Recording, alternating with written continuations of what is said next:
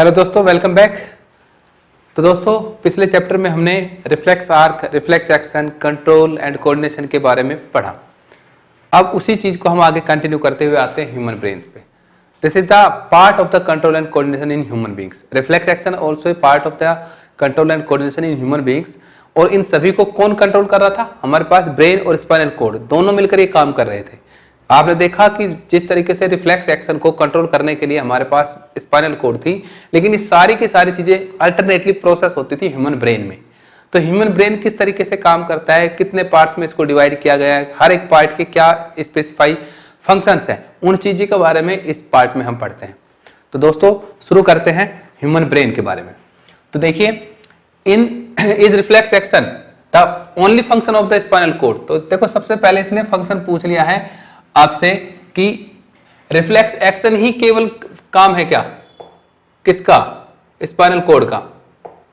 ये आपसे पूछा है। Obviously not. तो हम क्या कह सकते हैं? नहीं है। Since we know that we are thinking beings, हम सोचते भी हैं या सोच रहे होते हैं। Spinal cord is made up of nerve which supply information to think about. और स्पाइनल कॉर्ड किसकी बनी होती है? नर्व्स की बनी हुई होती है और इंफॉर्मेशन को सप्लाई किया जाता है सोचने के लिए कि भाई ये इंफॉर्मेशन है स्पाइनल कॉर्ड के थ्रू, जो न्यूरॉन्स की बनी होती है। न्यूरॉन्स रिसीव करते हैं, स्पाइनल कॉर्ड कैरी करती है और फिर सोचने का काम ब्रेन करता है। Thinking involves more complex mechanism. और ये देखो, सोचना आसान बात नहीं है। More complex and neural connection, और नर्व का एक कनेक्शन है। आसान बात नहीं है। Thinking involves more complex mechanism. These are connected in the brain, और ये ब्रेन से कनेक्टेड होता है, which is the main coordinating centre of the body. और जैसे मैंने आपको शुरुआत में ही बताया कि जहां पर स्पाइनल कॉर्ड इन चीज को कंट्रोल करती है, लेकिन ये सारी की सारी चीजें कहां पर? ब्रेन में प्रोसेस होती है। ब्रेन मैकेनिज्म प्रोसेस करता है इस हर एक एक्टिविटी का, कि किस तरीके से किस एक्टिविटी को प्रोसेस किया जाए, स्टोर किया जाए। और उसको प्रोसेस करने में हेल्प करती है स्पाइनल कॉर्ड, क्योंकि स्पाइनल कॉर्ड कैरी करती है रेस्पॉन्सेज को, स्टिमुलाई को, क्योंकि वो बनी हुई होती है न्यूरॉन्स की। The brain and spinal cords constitute the central nervous system. अब देखो, दोनों को मिलाकर, किसको? Brain and spinal cord, both are called central nervous system. तो हमारे पास नर्वस सिस्टम की अगर बात आ गई, तो हमने पिछले चैप्टर में पढ़ा कि नर्वस सिस्टम क्या है? Which are made up of the neurons, nerve, और नर्व की स्ट्रक्चर हमने पढ़ी थी।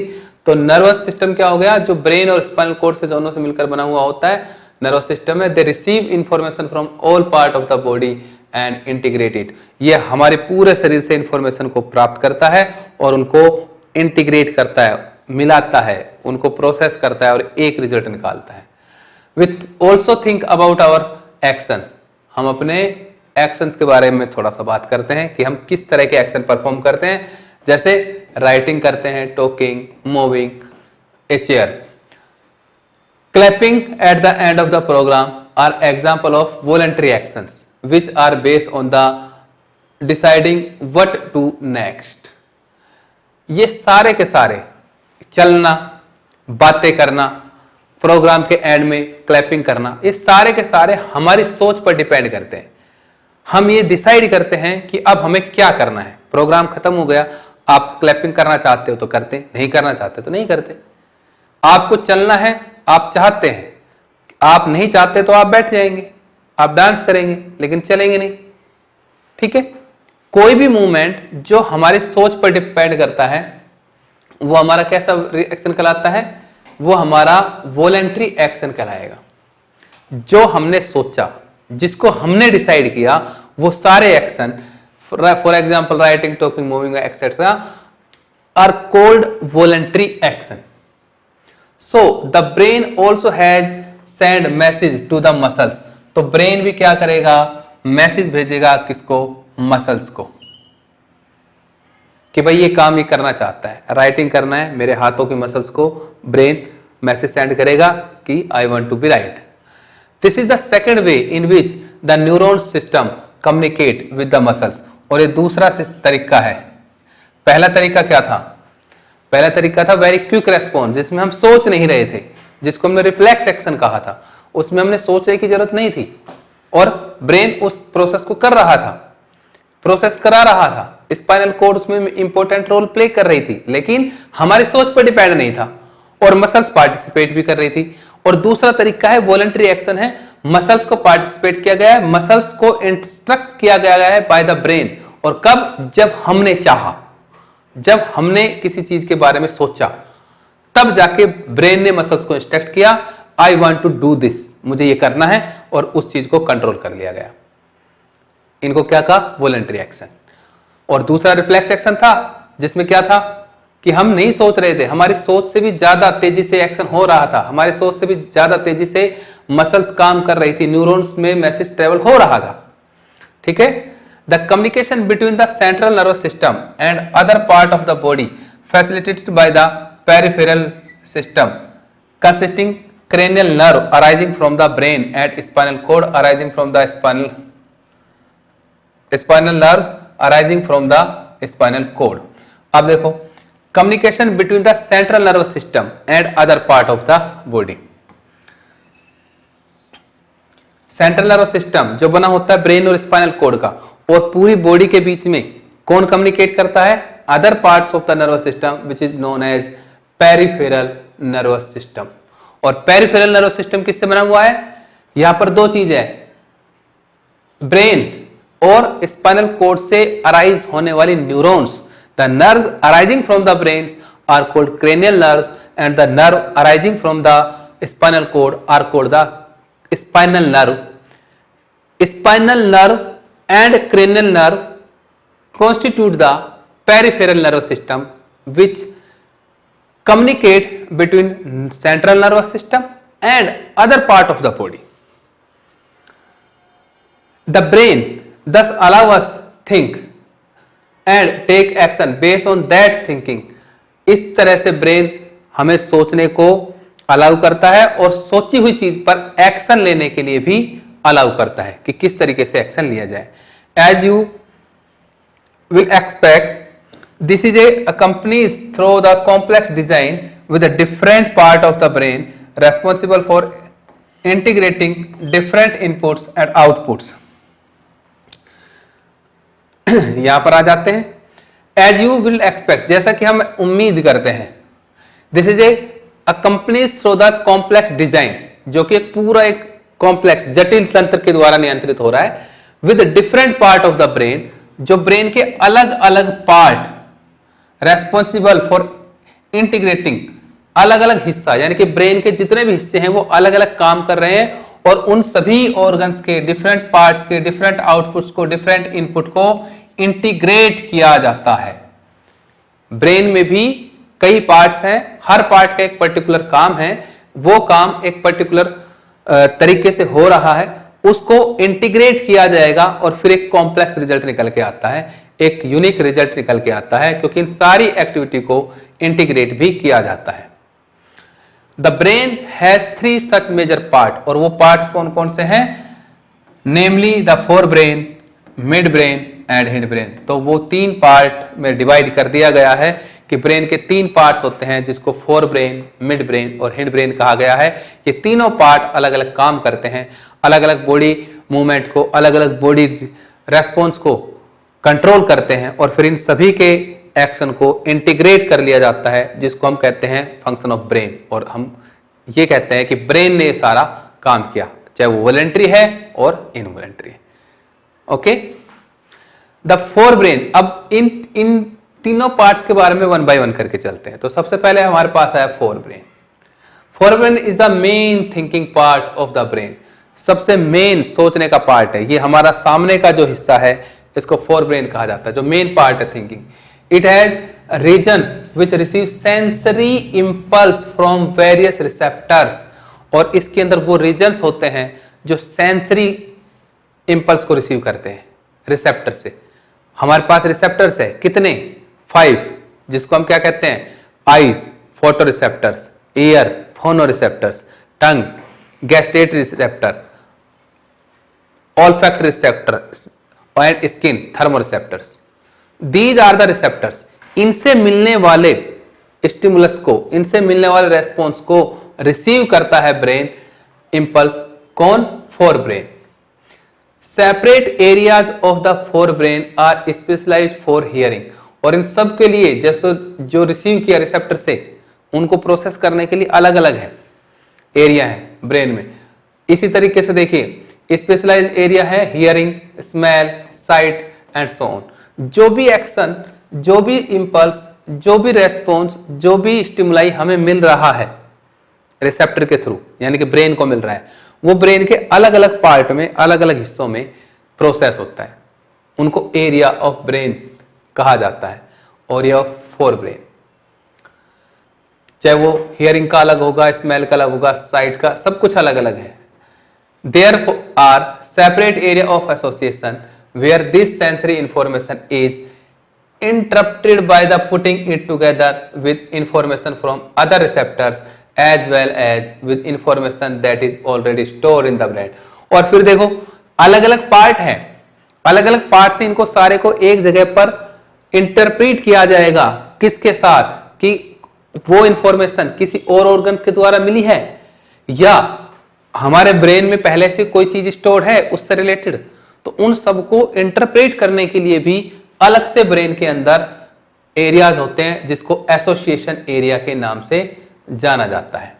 यानी कि वो ये एरिया है जिसमें सारी की सारी इंफॉर्मेशन आई अलग अलग पार्ट से और उसको इंटरप्रेट किया गया, पहचाना गया, सारी को साथ रखकर तुलना की गई, मैच किया गया और हमारे ब्रेन में पहले से ही उससे रिलेटेड अगर कोई इंफॉर्मेशन स्टोर्ड है तो उससे कंपेयर किया गया।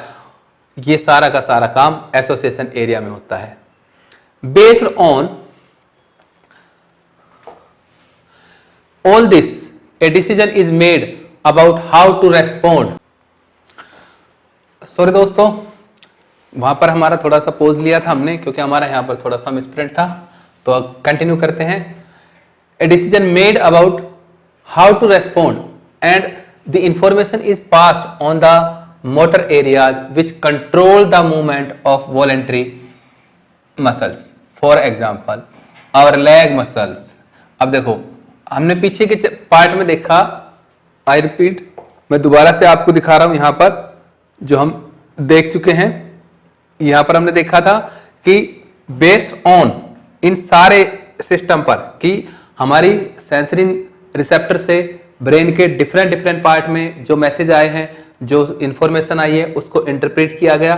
इंटरप्रेट करने के बाद एक एसोसिएशन एरिया के अंदर इनको समराइज किया गया और जो पहले से स्टोर्ड इंफॉर्मेशन है उसके साथ इसको कंपेयर किया गया और इन सभी के ऊपर बेस एक डिसीजन लिया जाता है।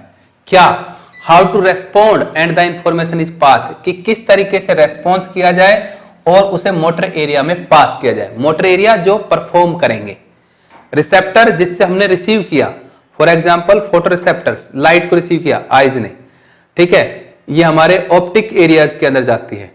वहां पर इसी तरीके से फोनो रिसेप्टर्स, साउंड को रिसीव किया हमने ईयर से, वो सारे हमारे एक अलग एरिया के अंदर ब्रेन में प्रोसेस होती है और फिर ये सारी की सारी चीजें एसोसिएशन एरिया में जाके इंटरप्रेट होती है, पीछे की स्टोर इंफॉर्मेशन कंपेयर होती है और इन सभी के बेसिस पर एक डिसीजन बनाया गया और उस डिसीजन को ये डिसाइड किया जाता है कि इसको कैसे पास किया जाए मोटर एरिया में to control the movement of voluntary muscle, voluntary muscles के मूवमेंट को कंट्रोल करने के लिए।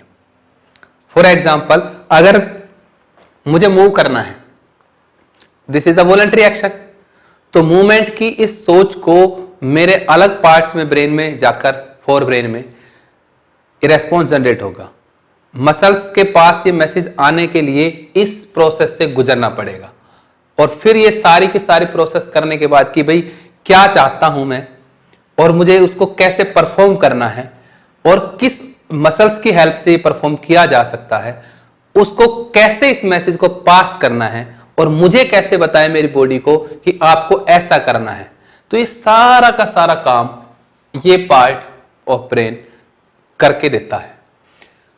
जैसे आवर लेग मसल्स, तो मुझे चलना है तो लेग मसल्स को ऑर्डर करना, कैसे किया जाएगा, कितना किया जाएगा, सारा का सारा प्रोसेस होके सब कुछ डिसीजन मेकिंग कंप्लीट होकर और फिर मैं मूव करने के लिए एलिजिबल होऊंगा। However, certain sensation are distinct from seeing or hearing. लेकिन कुछ सेंसेशन ऐसी है जो अलग होती है देखने या सुनने से. For example, how do we know that have eaten enough, कि कितना खाना है. अब खाना है तो खाना ये कैसे पता चला? आप लगातार खाते जाते हैं, आपको कैसे पता चलता है कि मुझे अब बस इतना ही खाना है? I have to be stopped, sufficient, I have no appetite. तो कैसे पता चलेगा? अब ना तो ये सुना ना ये देखा, तो इन सभी के बारे में कैसे पता चलता है? The sensation of feeling full is because of the centre associated with hunger which is in A separate part of the brain, for brain. और ये हमें पता चलता है एक अलग पार्ट से जिसको हम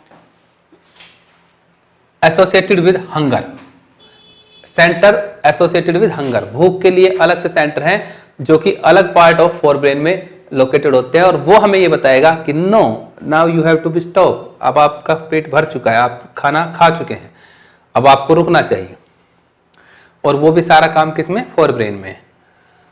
ये दिस इज द ब्रेन, ये ब्रेन के पार्ट हैं, ये फोर ब्रेन है. फोर ब्रेन का पार्ट सेरेब्रम फोर ब्रेन का ही हिस्सा है, ठीक है. इसके बाद क्रेनियम और स्कल, स्कल बोनी वाला पार्ट है जो बोन से बना हुआ होता है, उसको स्कल कहते हैं. और स्कल से नीचे जो कवरिंग होती है उसको क्रेनियम कहा जाता है. Mid brain, second part of the brain, उसको मिड ब्रेन कहा जाता है. और थर्ड पार्ट है जिसको हिंड ब्रेन कहा जाता है. हिंड ब्रेन में तीन पार्ट्स होते हैं, पोन्स, मेडुला और सेरिबेलम. ये तीन पार्ट्स मिलकर हिंड ब्रेन बना रहे हैं, यानी कि ये हमारा हिंड ब्रेन का है. This is mid brain and all this is fore brain. ये ब्रेन के पार्ट है. स्पाइनल कोड जो कि हिंड ब्रेन से कनेक्टेड होती है, ये हिंड ब्रेन है तो हिंड ब्रेन से स्पाइनल कोड कनेक्टेड होती है. और ये हाइपोथैलेमस, पिट्यूटरी ग्लैंड्स, ये फोर ब्रेन में ही लोकेटेड होते हैं. ओके, इसके बाद आगे चलते हैं. Study the label diagram of the human brain, we have seen that the different parts have specific function, can we find the function of each other. तो अलग अलग पार्ट है, लेबल पार्ट है, यानी कि लेबल पार्ट्स के आपको function पूछा गया है. फोर ब्रेन के फंक्शन क्या है, सेरेब्रम के फंक्शन क्या है, क्रेनियम या स्कल का फंक्शन क्या है, मिड ब्रेन का function, spinal cord, pons, medulla, cerebrum, इन सब के फंक्शन आपको बताने हैं. Now study level, let us look at the other use of the word reflex. जैसा कि हम पीछे भी पढ़ के आए, रिफ्लेक्स एक्शन, अब यहां पर फिर से आ रहा है जिक्र. Let us look at the other use of word reflex. Reflex का एक दूसरा यूज क्या है? That we have talked about in the introduction, जो कि हमने सबसे पहले इंट्रोडक्शन में ही इस्तेमाल किया था. आवर माउथ वाटर्स, हमारा मुंह से पानी निकलता है. कब? When we see food we like without our meaning to. हम जब अपने मन पसंदीदा खाने को देखते हैं तो हमारे मुंह से पानी आता है. आवर हार्ट बीट्स, हमारे धड़कनें बढ़ जाती है, हार्ट बीट करता है, जो कि लगातार कर रहा है लेकिन और बढ़ जाती है. विदाउट आवर थिंकिंग, हमारे सोचे बगैर, अबाउट इट, हमारे सोचे बगैर कि हमारी हार्ट बीट कर रही है, लेकिन हार्ट बीटिंग कर रहा है लगातार. हम नहीं सोचते कि बीट कर रहा है, ठीक है, हमारे सोचने या ना सोचने से फर्क नहीं पड़ रहा है और हार्ट लगातार बीट कर रहा है. यहां पर भी हमने नहीं सोचा है, हमारे मुंह से पानी आ गया. कब? जब हमने अपने पसंदीदा खाने को देखा, लेकिन उसको सोचे हुआ नहीं है हमें उसे खाने के बारे में, लेकिन फिर भी देखते ही वाटरिंग शुरू हो गई है. In fact we cannot control these action easily. अब इस चीज को हम कंट्रोल नहीं कर सकते.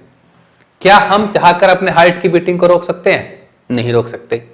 क्या हम चाहकर अपने पसंदीदा खाने को देखने पर मुंह में जो पानी आता है, वाटर होता है, सलाइवा निकलना शुरू होता है, क्या उसको रोक सकते हैं? नहीं रोक सकते.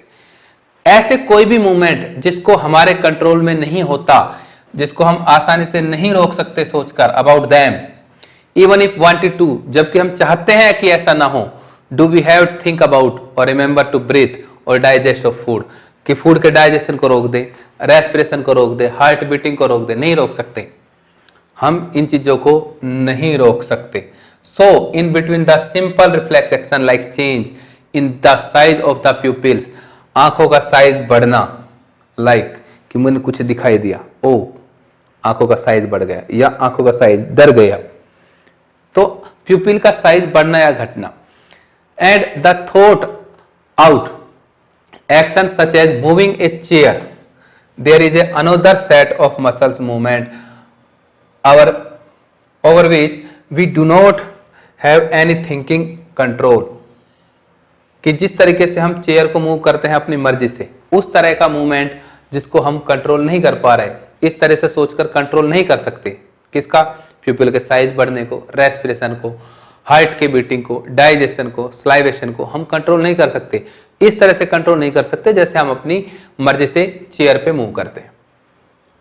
Many of these involuntary actions are controlled by mid brain. अब देखो, इन सभी मूवमेंट को जिसको हम कंट्रोल नहीं कर सकते, सभी ऐसे मूवमेंट को इनवॉलेंट्री मूवमेंट कहते हैं। Means the movement which are not decided by our will, हमारी इच्छा पर डिपेंड नहीं करते, वो सारे मूवमेंट इनवॉलेंट्री मूवमेंट होते हैं। ठीक है, इसमें जितने भी मूवमेंट आए हैं वो सारे इनवॉलेंट्री मूवमेंट है, चाहे पीपल का साइज बढ़ना है, डाइजेशन की प्रोसेस है, रेस्पिरेशन है, हार्ट की बीटिंग है, इन सभी को इनवॉलेंट्री मूवमेंट कहते हैं। क्यों? क्योंकि they are not depends on our will power, हमारी इच्छा पर डिपेंड नहीं करते। तो इनको, जिनको हमारी इच्छा पर डिपेंड नहीं करते, जिनको हम अपनी मर्जी से रोक नहीं सकते, शुरू नहीं कर सकते, वो सारे के सारे एक्शन इनवॉलेंट्री एक्शन कहलाते हैं। और ये कंट्रोल किए जाते हैं mid brain and hind brain, और इनको मिड ब्रेन और हिंड ब्रेन के द्वारा कंट्रोल किया जाता है। फोर ब्रेन क्या कंट्रोल कर रहा था? वॉलेंट्री एक्शन को, और इनवॉलेंट्री एक्शन के लिए हमारे पास मिड ब्रेन और हिंड ब्रेन है। All these involuntary actions including blood pressure. अब देखो, ब्लड प्रेशर, स्लाइवेशन जो मुंह में पानी आता है, वोमिटिंग, उल्टी, controlled by the medulla in the brain. अब देखो बेटा, ये भी एक फंक्शन आ गया है। What is the function of the medulla? तो मेडुला का कौन सा है? Involuntary action. और इनवॉलेंट्री एक्शन में क्या है? ब्लड प्रेशर, स्लाइवेशन और वोमिटिंग को कंट्रोल का सेंटर कहां पर पाया जाता है? मेडुला के अंदर पाया जाता है, हिंड ब्रेन के पार्ट्स में। Thinking about activity like walking in a straight line, सीधी रेखा में चलना, राइडिंग ए बाइसिकल, साइकिल को चलाना, picking up a pencil, pencil को उठाना, तो ये सारे क्या है? Voluntary action. हमारी मर्जी से ही तो साइकिल चला सकते हैं। अब क्या मैं बगैर सोचे साइकिल चला सकता हूं? नहीं, मुझे चलना है तो मैं चलूंगा, मेरा मर्जी पर डिपेंड करता है। पेंसिल को उठाया, चेंज किया, ये मेरी मर्जी पर डिपेंड हुआ। These are the voluntary action, these are possible due to the part of the hind brain, और ये भी किसमें है? हिंड ब्रेन में, कॉल्ड द सेरिबेलम। और इन सभी मूवमेंट को, thinking about activity, walking, straight line, riding, इसको कौन कंट्रोल कर रहा है? हिंड ब्रेन का cerebellum. It is responsible for precision of the voluntary actions and maintaining the posture and balance of the body. बड़ा इंपॉर्टेंट क्वेश्चन है, और ये हमारे पोस्चर और बैलेंस को भी कंट्रोल कर रहा है। हम दो पैरों पर खड़े हैं, हम एक पैर पे खड़े हैं, हम डांस कर रहे हैं, हम चल रहे हैं, दौड़ रहे हैं, लेकिन हमारा शरीर बैलेंस है, हर कंडीशन में बैलेंस है। हम झुक सकते हैं लेकिन गिरते नहीं हैं, सारी की सारी चीजें बैलेंस है। मुझे किस तरीके से खड़ा होना है, मुझे क्या करना है, दीज आर द पोस्चर। और उन पोस्चर और बैलेंस को कंट्रोल करने का काम कौन कर रहा है? Cerebellum. Cerebellum is the hind brain. Cerebellum और सेरिब्रम कंफ्यूज नहीं होना है। Cerebrum is the part of the fore brain and cerebellum is the part of hind brain. Hind brain को कंट्रोल कर रहा है पोस्चर एंड बैलेंस को cerebellum. Imagine what would happen if each these events fail to take place if we were not thinking about. तो सोचिए क्या होगा जब हम इनके बारे में नहीं सोच रहे होते और ये इवेंट ना हो तो।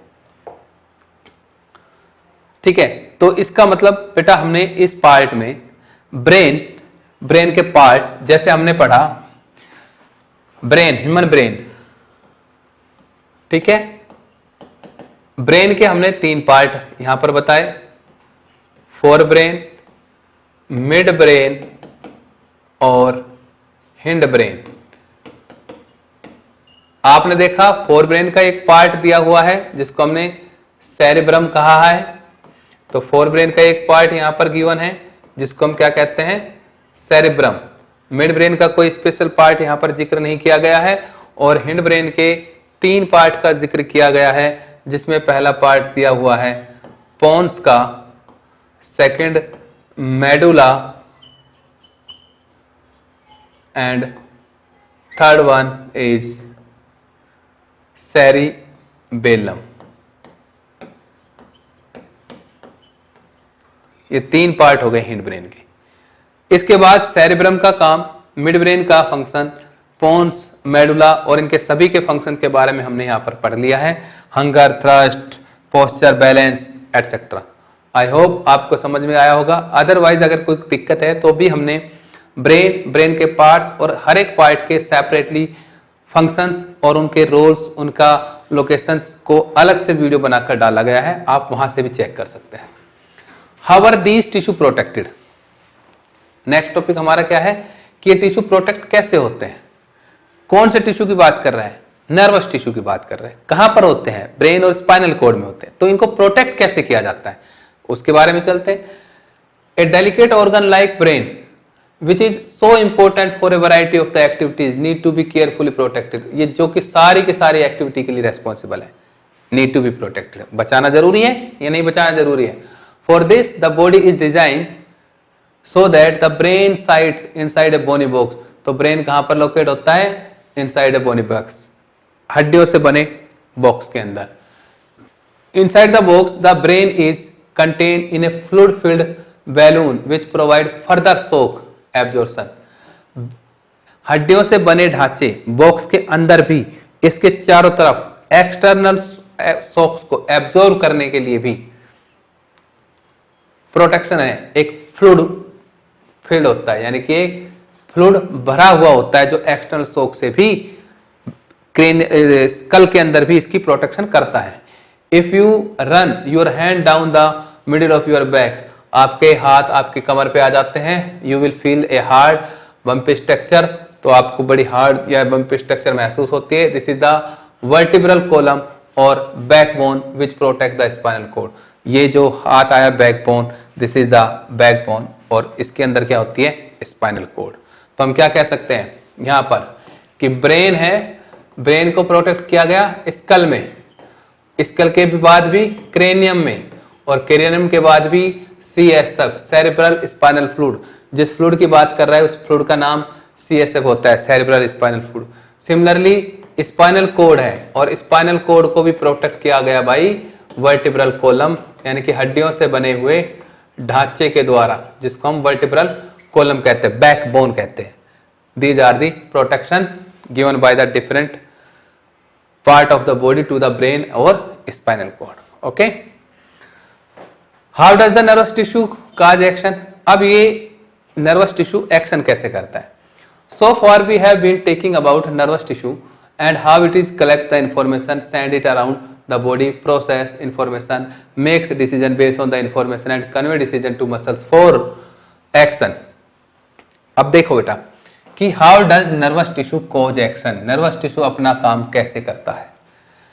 सो for we have been talking about nervous tissue and how it collect information, कि ये इंफॉर्मेशन कैसे कलेक्ट करता है, send it around the body, body के अलग अलग पार्ट्स में किस तरीके से भेजता है, इस इंफॉर्मेशन को किस तरीके से प्रोसेस करता है, मेक डिसीजन और based on the information, in information के बेस पे निर्णय कैसे लेता है, एंड कन्वे डिसीजन, और जो निर्णय लिया गया उस डिसीजन को मसल्स को एक्शन के लिए किस तरीके से भेजता है। इन अदर वर्ड्स, दूसरे शब्दों में कहें, when the action or movement is to be performed, muscle tissue will do the final job। अगर कोई भी एक्शन, कोई भी मूवमेंट होना है, उसका फाइनल रोल मसल्स प्ले करेगी। मसल्स को उस रोल को प्ले करके परफॉर्म करना पड़ेगा। फॉर एग्जाम्पल, मुझे ये पेंसिल उठाना है, तो इस पेंसिल को उठाने के लिए लास्ट काम मसल्स का होगा। अगर मुझे चलना है तो चलने का काम मसल्स का करेगा। अगर मुझे कोई एक्सरसाइज करनी है, अगर मुझे अपना मूवमेंट करना है, तो muscles is the final part which perform this process. यानी कि फाइनली ब्रेन अपना सारा का सारा ये इंफॉर्मेशन, डिसीजन, रेस्पॉन्स सब मसल्स को देता है और मसल्स फाइनल जॉब करती है, यानी कि फाइनल मूवमेंट मसल्स टिश्यू करेगा। How do the animal muscles move? तुम इन मसल्स का मूवमेंट होता कैसे है एनिमल्स में? When a nerve impulse reach the muscles. अब ये कैसे हुआ? When a nerve impulse reach the muscles, muscles तक पहुंचते हैं impulse, the muscles fibre must move, तो मसल्स फाइबर को मूव करना पड़ता है और मसल्स मूव करेगी। How does a muscle cell move? अब मसल सेल मूव कैसे करेगी? तो the simplest notion of movement of the cellular level is that muscles cells will move by changing their shape so that they shorten। और muscles अपना movement करती है by changing their shape. जो भी impulse muscles को मिला उस impulse के रेस्पॉन्स में मसल्स अपना साइज चेंज करती है और वो छोटी हो जाती है मूवमेंट करने के लिए। एक्सपेंडेड फॉर्म से छोटी हो जाती है, become shorten. So the next question is how do muscle cells change their shape? अब मसल्स ने अपना शेप चेंज कैसे किया? The answer must lie in the chemistry of cellular component। और इसका आंसर क्या है? सेलुलर कंपोनेंट की केमिस्ट्री के अंदर छिपा हुआ होता है। Muscle cells have special protein change both their shape and their arrangement in the cell response to the nervous electrical impulse. और ये जो केमिस्ट्री है इसमें क्या बताया गया है कि मसल्स किससे बनी होती है? प्रोटीन से बनी होती है। स्पेशल प्रोटीन जिसको आप आगे पढ़ेंगे तो एक्टिन और मायोसिन प्रोटीन कहा जाता है।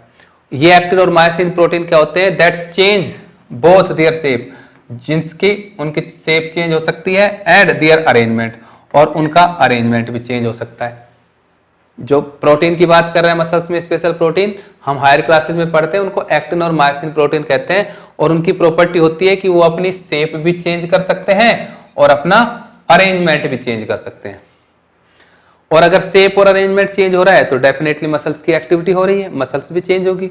When this happen new arrangement of these proteins give the muscle cells A shorter form. और जैसे ही अरेंजमेंट होगा तो इसकी वजह से मसल्स को एक छोटी फॉर्म से यानी कि शॉर्टर फॉर्म में अरेंज होना पड़ेगा। और this is called movement, this is called response. Remember when we talk about muscles tissue in a class 9 there were different kinds of muscles such as voluntary muscles, involuntary muscles based on. अब देखो, अब ये आपको 9th class के topic के बारे में learn करा रहा है कि आपने मसल्स के बारे में 9th क्लास में पढ़ा होगा, जिसको मस्कुलर टिश्यू। और मस्कुलर टिश्यू में वहां पर आपने 3 तरह की मसल्स पढ़ी थी, वॉलंटरी मसल्स, इनवॉलंटरी मसल्स और कार्डियक मसल्स। तो तीनों के फंक्शंस भी पता था, तीनों का रोल भी आपको पता था, तीनों के बारे में आप पढ़ चुके हैं, डिफरेंसेस पढ़ चुके हैं और उनके डायग्राम के बारे में आप पढ़ चुके हो। उसके अलावा भी हमने इनके 9th क्लास के भी वीडियो बनाकर डाले हुए हैं। Based on what we have discussed so far, what do you think the difference between these would be? और अगेन इनमें क्या अंतर है, यानी कि वॉलंटरी, इनवॉलंटरी और कार्डियक मसल्स या smooth muscles, striated muscles, skeletal muscles या कार्डियक मसल्स में डिफरेंस क्या है? ये कौन कौन सी मसल्स है, ये किस किस एक्टिविटी को कंट्रोल करती है? इन सभी डिफरेंसेस के बारे में क्लास 9th के टॉपिक के बारे में हमने डाला हुआ है। आपके में इनसे रिलेटेड इसको पूरे को हमने अच्छे से एक्सप्लेन करके भी एक वीडियो बनाया हुआ है। इसके बाद हमने इन क्वेश्चंस के सॉल्यूशन पर भी बात की है। और यहां तक बात करने के बाद हमारा control and coordination part in humans और इन एनिमल्स कंप्लीट हो जाता है। तो दोस्तों, इसके बाद हम कंट्रोल इन प्लांट करेंगे अपने नेक्स्ट वीडियो में। तब तक के लिए गुड डे।